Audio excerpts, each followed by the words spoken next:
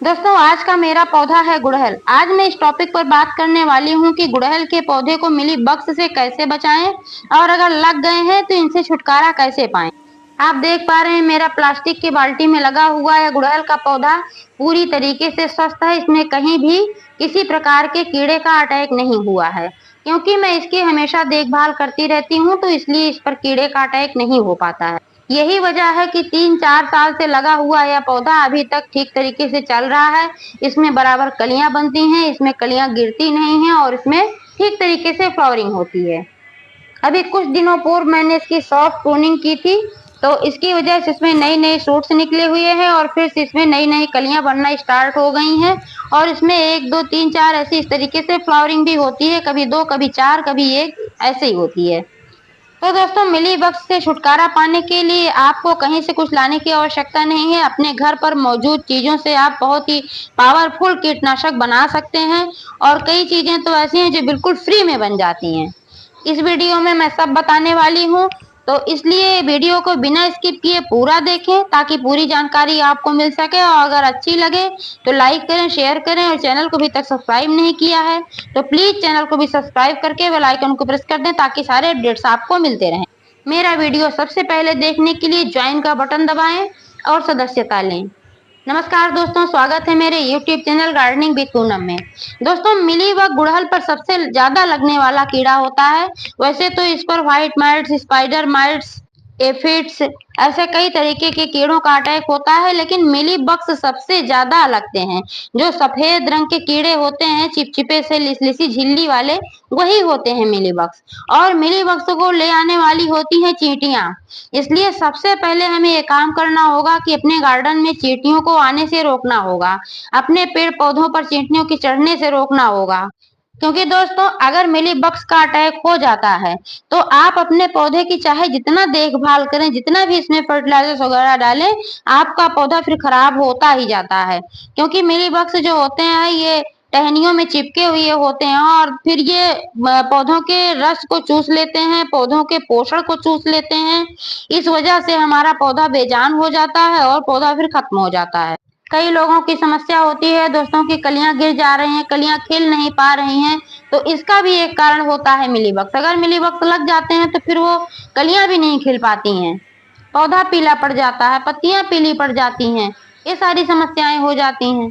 दोस्तों, चींटियों को रोकने के लिए आप हल्दी का इस्तेमाल कर सकते हैं, क्योंकि हल्दी के स्मेल से चींटियां दूर भागती हैं। आप इसको गमले की मिट्टी में भी डाल सकते हैं और पौधे पर भी छिड़क सकते हैं। 1 लीटर पानी में 1 चम्मच हल्दी घोलकर पौधे पर भी छिड़क सकते हैं। अगर आपके पौधे में मिलीबग्स लग चुके हैं तो भी हल्दी के इस्तेमाल से वो भी खत्म हो जाते हैं। इसको छिड़कने के समय इस बात का ध्यान रखना आवश्यक होता है कि जहां जहां पर मिलीबग्स लगे हुए हैं वहां पर तेज फोर्स के साथ फोकस करें उसी जगह पर और तेज फोर्स के साथ वहां पर इसका छिड़काव करें तो वो खत्म हो जाते हैं धीरे धीरे। नीम ऑयल या नीम की पत्तियों से बना हुआ कीटनाशक जो होता है उससे भी चींटियां भी भागती हैं और किसी भी प्रकार का कीड़ा होता है वो भी खत्म हो जाता है।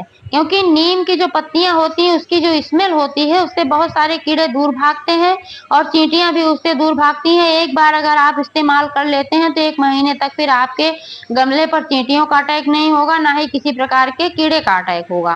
नीम की पत्तियों से आप 2 तरीके से कीटनाशक बना सकते हैं। एक तो आप ताजी नीम की पत्तियों को ले लें, अच्छी तरीके से उसको धो लें और फिर मिक्सर जार में डालकर थोड़ा सा पानी मिला लें, फिर उसको पीस लें। फिर इसका रस निकाल लें बारीक कपड़े से निचोड़ कर, कॉटन के कपड़े से, तो इसका रस आप निकाल लें और इस रस में अगर 100 ml रस है तो 1 लीटर पानी मिला लें। फिर आप अपने पौधे पर आराम से इसको छिड़कें और इसका जो पल्प यानी कि जो और चीजें ऐसे छानने के बाद निकली हुई हैं इनको आप गमले की मिट्टी में मिला दें तो बिल्कुल भी चींटियां भी नहीं आएंगी और फंगस वगैरह भी आपके गमले की मिट्टी में भी नहीं लगेगा और पौधे पर भी नहीं लगेगा। ये बिल्कुल फ्री का है, आसपास नीम का पौधा होता ही है, मिल जाता है। मैं तो अक्सर यही इस्तेमाल करती हूँ। दूसरी चीज है आप वॉशिंग पाउडर और बेकिंग सोडा का इस्तेमाल करके भी फंगस और इन सब सी चीजों से छुटकारा पा सकते हैं, मिलीबग्स वगैरह से। क्योंकि जो ये वॉशिंग पाउडर होता है इसमें होता तो होता है कि जो मिलीबग्स का ऊपरी आवरण होता है उसको तोड़ने का काम करता है और जो ये मिलीबग्स के ऊपर वाला आवरण होता है यही इसके जीवन रक्षा कवच होता है। जब ये टूट जाता है तो फिर ये भी नष्ट हो जाते हैं। यही कारण है कि आप अगर वॉशिंग पाउडर का और बेकिंग सोडा का इस्तेमाल करते हैं तो आपके पौधे से मिलीबग्स गायब हो जाते हैं। इसके लिए आप 1 लीटर पानी ले लें, उसमें 1 चम्मच बेकिंग सोडा और 1 चम्मच वॉशिंग पाउडर डाल के ठीक तरीके से मिक्स कर लें। फिर आप इसको स्प्रे बोतल में भरकर अपने पौधे पर छिड़कें। इससे मिलीबग्स लगे हुए होंगे तो भी खत्म हो जाएंगे और नहीं लगे होंगे तो आप अगर इसको 15 दिन में एक बार इस्तेमाल करते हैं तो आपकी गुड़हल पर लगेंगे नहीं। आप देख पा रहे हैं मेरे गुड़हल पर कहीं भी कोई कीड़ा नहीं है। इसका यही कारण है कि मैं 15-20 दिनों में एक बार इन सब चीजों का इस्तेमाल कर लेती हूँ, कभी किसी का कभी किसी का।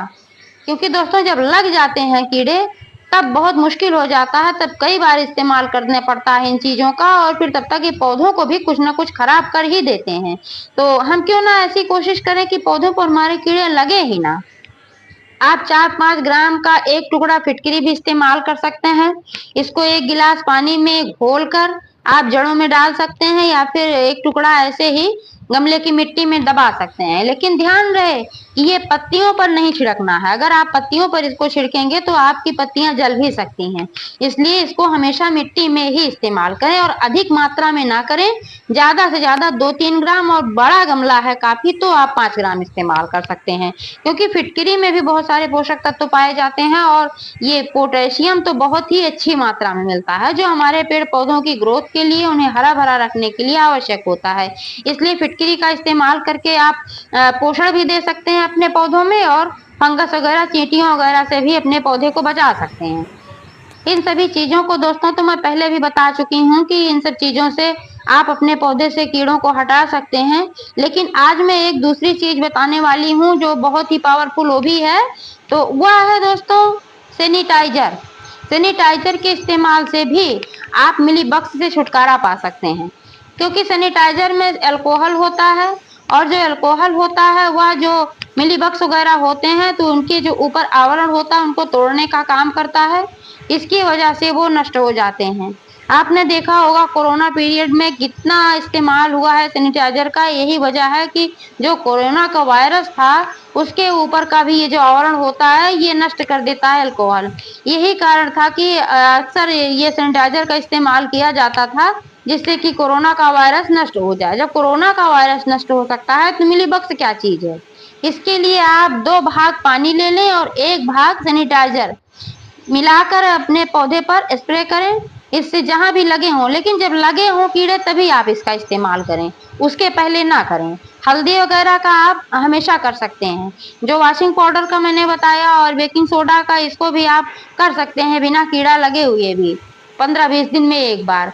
लेकिन इसका इस्तेमाल आप हमेशा ना करें जब आपके पौधे पर मिलीबग्स का या किसी भी प्रकार के कीड़े का अटैक हो गया है, तभी इस्तेमाल करें और उसी जगह पर फोकस करके ज्यादा करें जहां पर कीड़ों का अटैक हुआ है। एक चीज और है दोस्तों कि एक ही बार के इस्तेमाल में कीड़े खत्म नहीं होते हैं।